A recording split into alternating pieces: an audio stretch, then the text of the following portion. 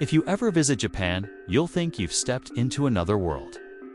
Not because of the neon lights or the endless trains, but because of how people behave.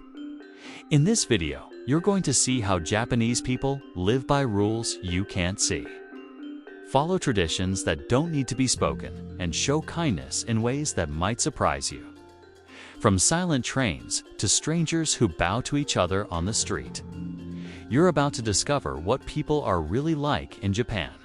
Walk through Tokyo at rush hour and you'll feel something strange. Millions of people move at once, yet there is no chaos.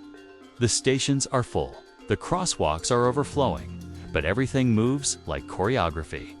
No shouting, no horns, no fights, just rhythm. It's not fear that keeps them quiet, it's respect. Each person moves as if aware they're part of a bigger picture. You'll see a businessman hurry to work, but if he bumps into someone by accident, he stops, bows, apologizes deeply, and continues. It happens in seconds, but it reveals everything about how they live. Here, kindness isn't about grand gestures. It's in the way people make space for you, the way they lower their voices in public, the way they clean what isn't theirs. It's not because someone is watching, it's because they've been taught that your comfort matters as much as theirs. In Japan, politeness is not a rule. It's an instinct. Even children show it. You'll see groups of students walking to school without parents, and yet they follow the crosswalks perfectly. They greet the shop owners, thank the bus driver, and bow when entering the classroom. They don't do it because they're told to. They do it because everyone around them does. The community itself teaches you how to behave. If you drop your wallet in Tokyo, chances are you'll get it back. Not in days, but in hours. Thousands of lost items are returned every year, untouched. People here believe taking what isn't yours would bring shame, not gain. You might think it's naive, but for them, it's normal. In Japan, the invisible rule is simple. If it's not yours, don't touch it. And yet, it's not about being perfect. It's about harmony. They call it wa, the balance between yourself and the group. It means that your actions, no matter how small, affect everyone around you. That's why people bow to say hello, to thank you, to apologize, even to end a conversation. The bow isn't a formality. It's a reminder that respect connects people. Imagine a world where you never had to lock your bike, where no one cuts in line, where people clean public parks voluntarily after a festival, where the loudest sound in the subway is the hum of the train. That's daily life here. Quiet, precise, respectful. But here's what's fascinating. This politeness also has a cost. Some say Japanese people are too reserved, too afraid of disturbing others. They hide their emotions to keep the peace. Smiles hide exhaustion, silence hides sadness. Politeness protects everyone, but sometimes it also isolates them. So, what do you think?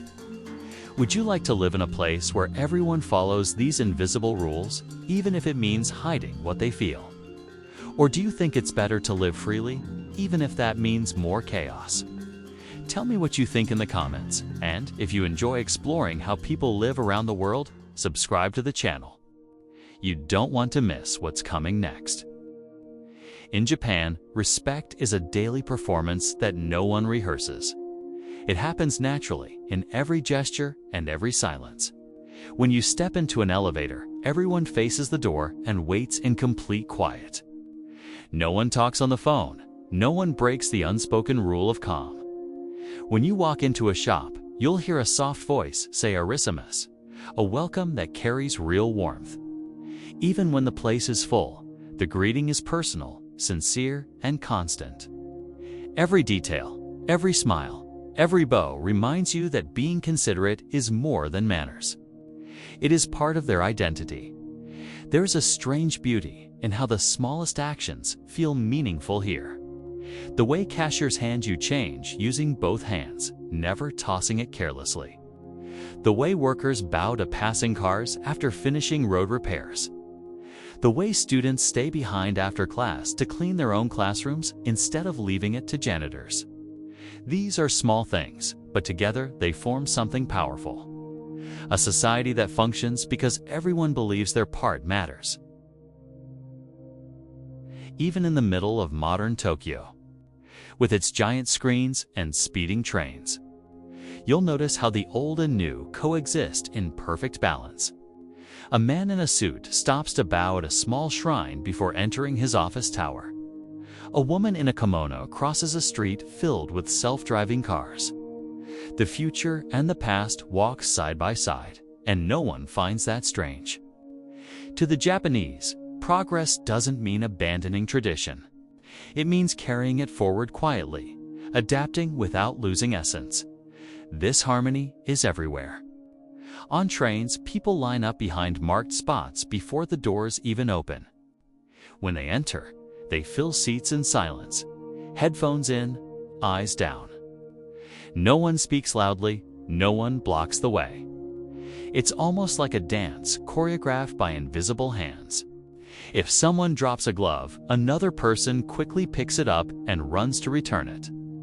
If someone stumbles, there's always a stranger ready to help. You can walk through a crowd of thousands and never feel the tension you might expect. Still, not everything is perfect. Many Japanese people admit that this constant pressure to be polite can be exhausting. They call it taitmei and han. Taitmei is the face you show to society, polite and composed. Han is what you truly feel inside. Often, those two never meet. People smile when they're tired, apologize when they did nothing wrong, and agree to things they don't believe in just to keep harmony. It's a kind of social mask that protects relationships but can suffocate individuality.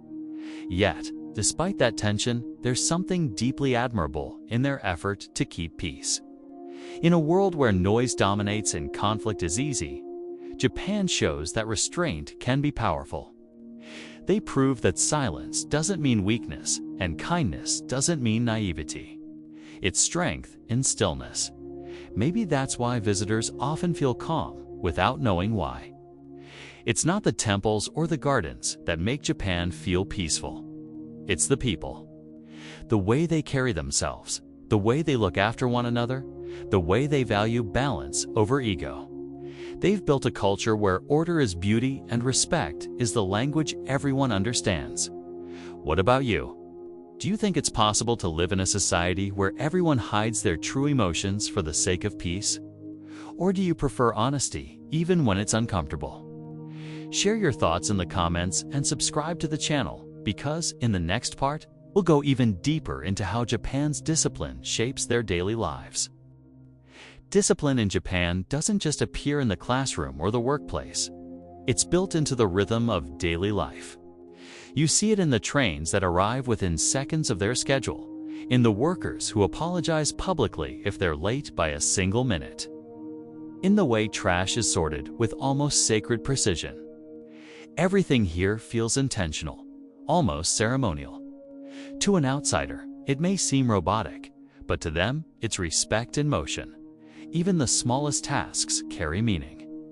A sushi chef sharpens his knife with quiet concentration, perfecting a movement he's done 10,000 times. A train conductor checks the same lever every morning, nodding to invisible rules that no one questions.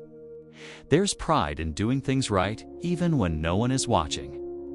Maybe that's the biggest secret of Japan. They don't do things to impress others.